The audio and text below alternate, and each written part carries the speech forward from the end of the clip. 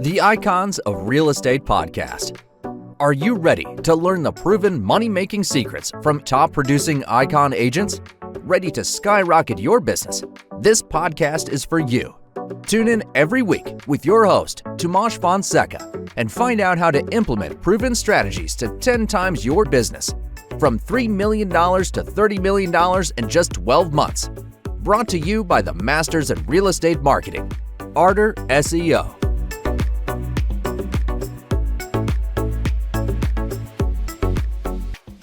Hello and welcome back to the Icons of Real Estate podcast. I am your host, Timothy Kaitana, and today, ladies and gentlemen, we have a special guest.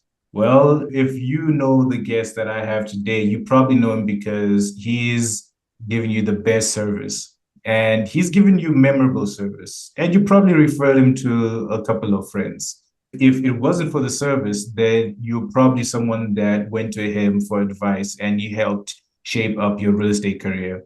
Well, ladies and gentlemen, I am here today with the Luminary in real estate, the legend, and it is everybody's favorite realtor, Daniel Berger. Welcome to the show, sir.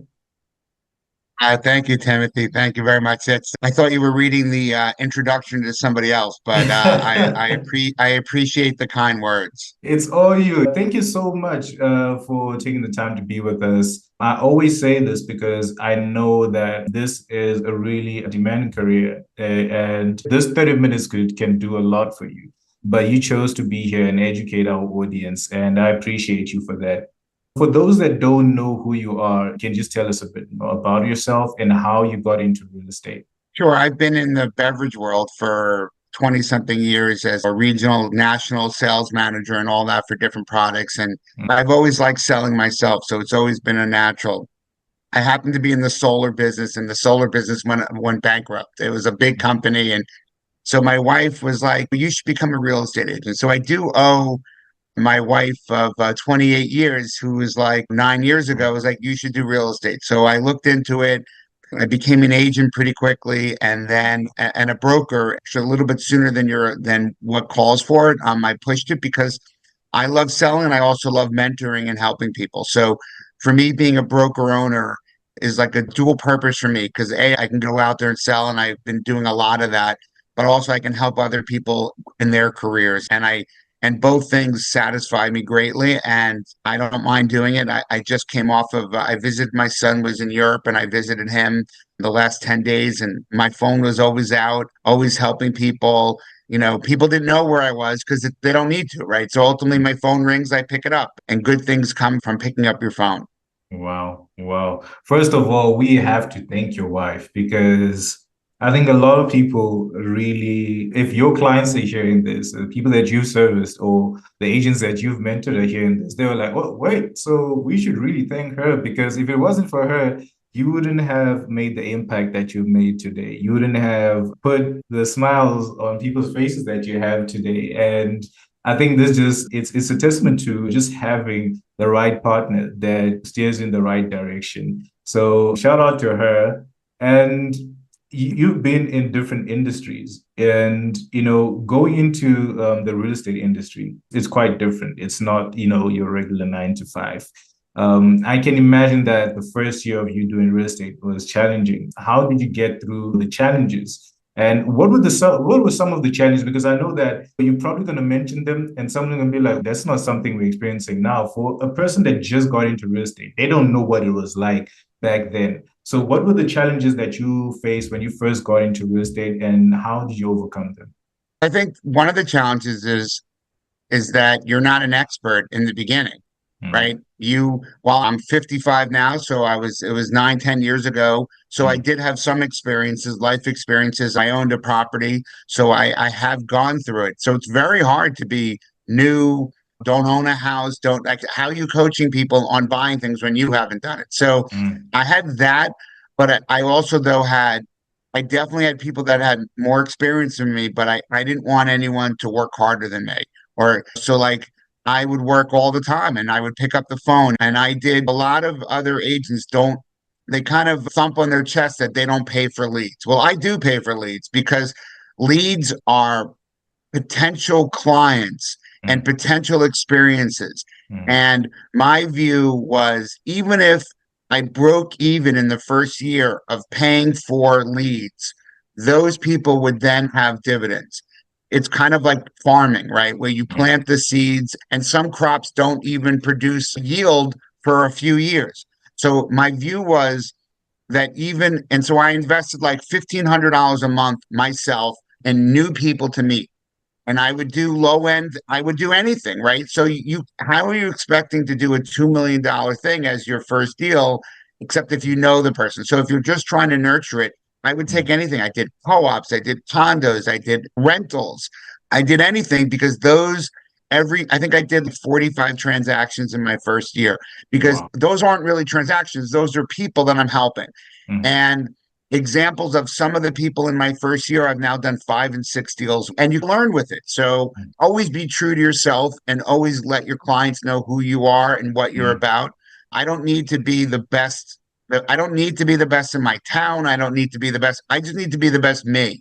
And yeah. being the best me has turned into being accessible to clients, bringing experts in when we need experts, if we need an engineer or we need a lawyer or we need a banker or whatever it is, that that's the issue. So I surround myself with quality people who are always available. Like, it's, you don't have bankers hours of 9 to 5 or whatever. It's like people need mortgage pre-approvals on Saturdays and Sundays, and people need you to answer the phone, and Mm, police officers or nurses might be working the night shift and maybe they have a break at 11:30 or midnight, and I'm answering my phone or I'm texting, mm. because if I'm up, I want to help my people. So it's always just helping people is the key. And I like that because we've spoken before, and you mentioned that you have a commitment to client satisfaction, and you're willing to pick up the phone, even if it's your birthday. You're gonna pick up the phone and be like, "You guys, turn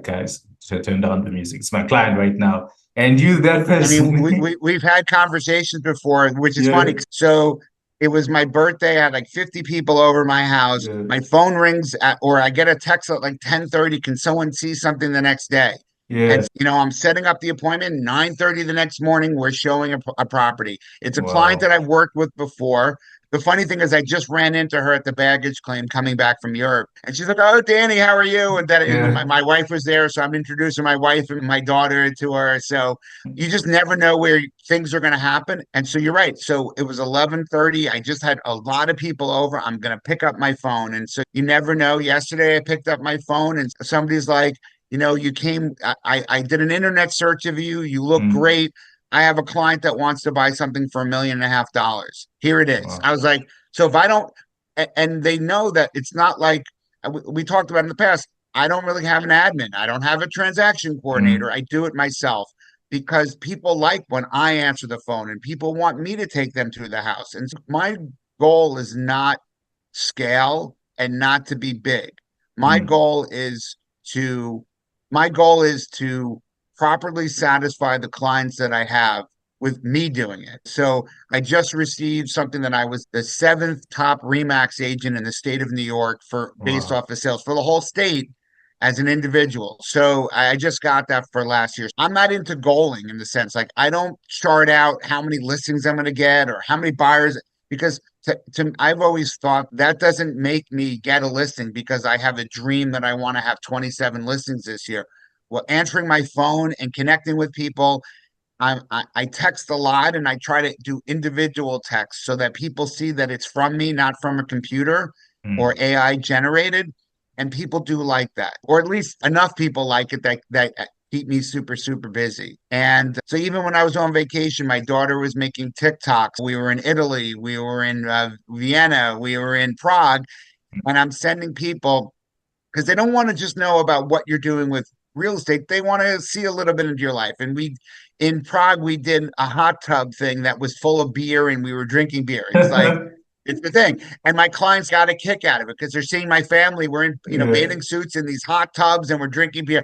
And they're just like, that's incredible. And so it's really just shared experiences working with people, knowing that you have their best interest. I closed yesterday on on a sister of a client, I thanked everybody. My posts are all about thanking the lawyers, the inspectors, the lenders, the other agent. I was the buyer's agent yesterday, listing agent, and I thank people and I tag people. And so it's really not about me. It's about everyone else. And probably my best trait is being a really good quarterback to bring people together to get to the finish line, right? If a client has a goal to sell something, then how do I make sure that we sell it and sell it the best way that we can it's not always the highest offer, right? It's the one that's going to get you to a closing table. So it's just kind of like that innate sense of trying to pick the right people and also communicating. So I work from the client. So it's really educating them about the process and then guiding them and allowing them to make choices. And sometimes I'm like, okay, this is,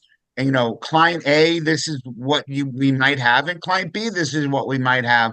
And just really letting them know. I get to the point now that people are like, Danny, you just do whatever's in my best interest, please do it. And that's something that you have to earn, right? I'm not trying to rush. If I represent a buyer, I'm not rushing them. I showed one client 205 houses over 13 months because she wasn't ready. And a lot of agents are like, why wouldn't you fire them? And I'm like, fire them. I don't want to fire anybody. They ended up buying a house for like 1.1 million, all in cash. Wow. They've referred 3 people to me. I've also now, so they had a relative that passed. I sold their, over $1 million house in another market. So I don't really fire people. It's about relationship building. And I also have deals where I've sold without the people ever being in the house with Zooming, and they wanted it. And how do you make the deal done? So I show houses all the time. It doesn't bother me. It doesn't bore me. It's People can take their time until they find the house that they want. When they find the house that they want, then my job is to go quickly to ensure that they get what they want. So it's not what I want, it's what they want. So that that math has worked well for me and helping people through the process. Wow, that is amazing. And to agents that are listening to this, if you're a person that wants to get into real estate and you're listening to this right now, there's a couple of things that I want you to pick up from this. One thing that I like about you, Daniel, is your commitment to excellence, like giving the best service that you can, being accessible and being available for your clients, and transparency. I think you would not be able to have those moments where you can sell the house without someone actually seeing it, where someone can say, hey, you do whatever would be the best for me. That comes from a point where people trust you. People know that your goal is to just make sure that they're happy at the end of the day. So I think a lot of agents listening to this is the people that want to get into real estate is going into this, be accessible, be that person that your clients can rely on and count on. Because I will tell you this, guys, if you're a person that wants to buy a house or sell a house, or a real estate agent that wants to connect with Daniel, I guarantee you, give Daniel a call. I guarantee you, no one else is picking up the phone but him. I'm a witness to that, and I love that about you. You're always there. Now, as a person, you said that you are passionate about coaching. With the qualities that you have, do you ever find it challenging to coach realtors to I'd say replicate your formula on what worked for you, or to have the same qualities of you that you have? Is it ever a challenge? Do you ever get to a point where you're like, no, man, like, wait, pick up your phone. What's going on? Does it ever get challenging in that aspect? Everyone has to be genuine, right? Mm, So I can share with people what I do. And when I place offers and when I have communications back and forth, some that are good, some that are not good, I share them with people on my team. I send them the emails, I discuss it, I do screenshots. So I try to have them learn from the process that works for me. I but everyone's different. And so being a new real estate agent is really difficult. And mm, it's difficult because if you can't do it part-time. So if you think this is going to be a side hustle, it's you might get a couple of deals because maybe a couple of people that are selling things or a couple of buyers, but I couldn't if I did this part-time, I do this more than full-time. I do it almost time and a half or 2 times in order to be able to, because in order to be able to make a living, you have to have a lot of buyers in your pipeline because not everyone's ready to buy at the same time. And you have to nurture some people that aren't ready yet. So the people that aren't ready today might be ready in 6 months, a year, 2 years. And so you constantly, there's always a different form of communication. And I don't even really use like a CRM system. My head is my CRM of sending information out to people, Okay. or I do a lot of meeting requests where I'll put notes in of what I need to do to people, but I just kind of know what I need to do. Certainly, I have people on like alerts from the MLS that sends out properties, but it's the other things that I'm doing time and time again, always trying to share. But it is not a part-time job. I mean, if you want part-time income, then it can be a part-time job, but it's really difficult. You have to be available. You have to understand what's going on and the commitment to making this your career. And it's also difficult because it's unlike a 9 to 5 job. Every week or every 2 weeks, you don't get a paycheck. Mm. And real estate agents are independent contractors who have to fund their own health care, who have to fund their own retirement account. My retirement's the most important thing. I ensure that I put my money into my retirement. Most people don't do that.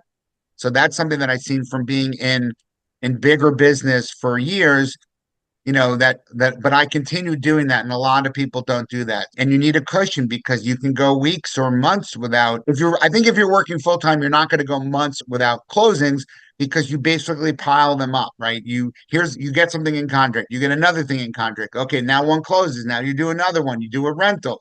So you always have to have everything. You have to just be available and doing so. But I understand though that a newer person, maybe they have 5 closings, 10 closings. So it depends, and it's a hard market where if the demand is high and supply is low, you're going to be bidding. You might bid on 5 or 10 different houses or properties before you get an accepted offer. And then you have to make sure that accepted offer gets to contract. There's so many things that can get in the way.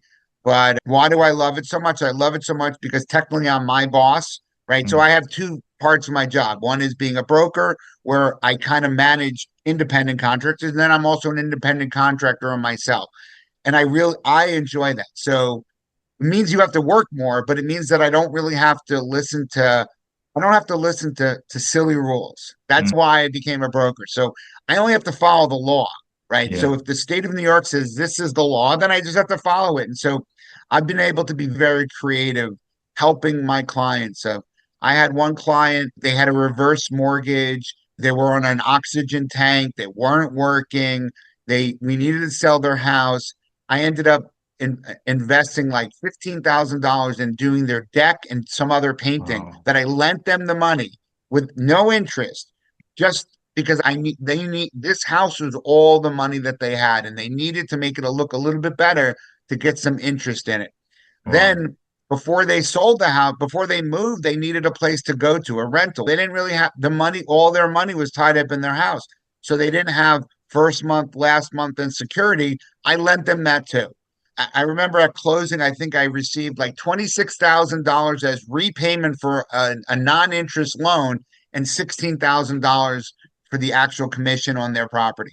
But these people have referred people to me. They were referred by someone else. The stories that they tell, that other people tell. I mean, they basically cried at the closing table and were hugging me and said that I really helped their life. And like, what more do I want? Like that, to me, that is why I do this, why I take risk in lending people money. In the end of the day, it's only about relationship building. And so that's what it really interests me. I love doing it. And I work so hard so that I'm able to do those types of things. And sometimes you get screwed, sometimes you do, but such is life. And I want to be the best me that I can be. And so when I try to mentor other people, I can show them the things that I do, not that they should do it, but they have to be the best that they can be, right? They have to commit to the hours. They have to answer their phone. They have to volunteer for open houses, right? If you're not doing open houses and there are open houses to be had, then and you're sitting at home, then that's fine, right? Everyone can do what they want, but then don't complain that you're not busy or you're not. So it's hard, and you really need self-motivated people, I believe, in order to really be successful. I can't be the person to push people into doing stuff, right? You have to do this. Like that, I'm not going to do, but I'm available to my team they call me, I get emails, phone calls every day, all the time. And I enjoy helping people. And so those are the people that are committed, that want to get better, that have questions. What would I do? Those are questions that they ask a lot. So that's how I go about my business. Wow, that is amazing. I mean, I said this at the beginning, like your commitment to building relationships and giving the best service that you can. You're going above and beyond. And that's something that a lot of agents don't do. They're not willing to go the extra mile. They're not willing to give their helping hand to a client because to them, they're just looking at, hey, I have to gain if I have to gain something from this. But even just reading the reviews, you can see that you have a connection with people. You've created that relationship with people. And I think that's something that I truly respect about it, because going through your reviews, you can see that this is coming from the heart when a person is showing their gratitude and being like, hey, this is what Daniel did for me. And I think that is quite amazing. Now, just before we go, I have one question for you. What advice do you have to real estate agents, to aspiring real estate agents and agents that have just got into the industry? And there's a lot of changes in the market right now. There's a lot that's being said. What is your advice to them, for them to be the best version of themselves in this current market? Well, one thing I would say is that there's a lot of chatter about what may happen. At Mm, this point, with the whole, there's a tentative settlement. It's not approved yet. So mm, there's so many people thinking about what they're changing their business now. They're thinking what they have to do. My view is everyone should sit back, relax a little bit. Let's see what actually comes out. There's a lot of reasons why some of the things that they're talking about don't make sense to, mm, so we'll have to see what happens. And ultimately, when the rules changes, then I'll adapt, right? I don't want to mm, pre-adapt to something that may or may not happen. But mm, ultimately, just like with anything, you can always, if somebody, right now, there's probably fixed price agents out in the country that you can use, a fixed price person. It's whatever it is, 1%, 500, whatever the number is, you could go use them, but you do get what you pay for. And mm, so, just like when someone needs a very important surgery, they go to a good doctor, right? They search the doctors. Where do they go to school? What are people saying about looking at their reviews?